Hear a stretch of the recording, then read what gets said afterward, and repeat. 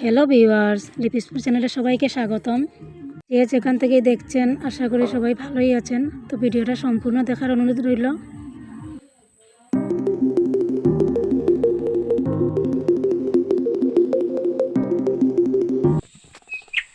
আজকের এই ভিডিওটা হলো তাদের জন্য যারা কচু শাক খেতে অনেক পছন্দ করে কিন্তু গলা চুলকবে বলে খেতে পারে না, তাদের জন্য এই রেসিপিটা বানিয়েছি। এইভাবে কচু শাক রান্না করলে একদম গলা চুলকবে না। তো ভিডিওটা না কেটে সম্পূর্ণ দেখতে থাকুন। আমি এখান থেকে এই কচুগুলো উঠিয়ে নিব। গ্রামের পরিবেশ দেখতে অনেক সুন্দর। এই কচুগুলো আমি উঠিয়ে নিয়ে আসলাম। আর কচুগুলো ছোটো ছোটো করে কেটে নেব। প্রথমে কেটে ধুয়ে নেব। কচু শাক দেওয়ার আগে অবশ্যই তোমরা হাতের মধ্যে এইভাবে পলিথিনের বেঁধে নেবে, তাহলে হাতে চুলকবে না।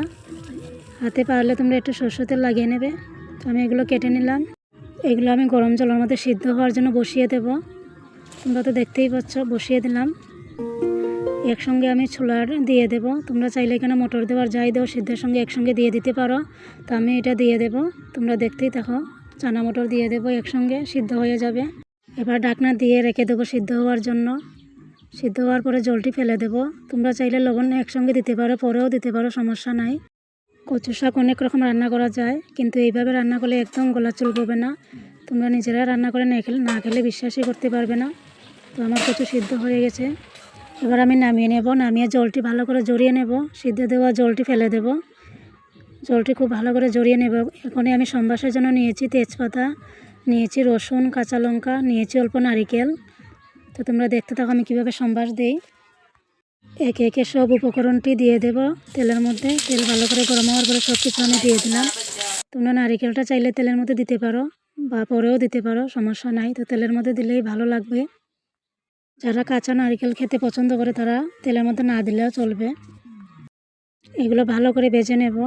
যখনই লাল হয়ে আসবে, ভাজা ভাজা হয়ে যাবে, তখনই আমি দিয়ে দেব কচু, সিদ্ধ করা কচু দিয়ে দেব।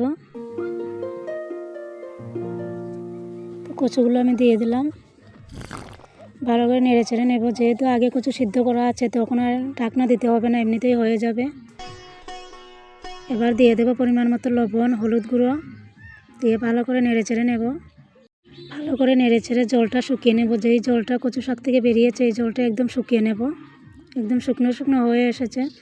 এবার দিয়ে দেব লেবু পাতা। লেবু পাতা দেওয়ার কারণে অনেক একটা সুন্দর গন্ধ বেরোবে। তো লেবু পাতা দিয়ে দিলাম। ভালো করে নেড়ে চেড়ে কচু শাক রান্না শেষ হয়ে এসেছে মোটামুটি। এবার নামিয়ে নেব। যখন পুরো শুকনো শুকনো হয়ে গেছে তো এবার আমি নামিয়ে নেব। গরম গরম ভাতের সঙ্গে খেতে দারুণ লাগবে। তোমরা চাইলে রুটির সঙ্গেও খেতে পারো। নামিয়ে নিচ্ছি। কচু শাক রেসিপি রেডি হয়ে গেছে। ভিডিওটা কেমন হয়েছে কমেন্টে জানিয়ে দেবে। যদি ভালো লাগে তো চ্যানেলটা সাবস্ক্রাইব করে রাখবে, একটা লাইক দিয়ে দেবে। সবাইকে ধন্যবাদ। ভালো থাকবেন, সুস্থ থাকবেন। ভিডিওটা এখানে শেষ করছি।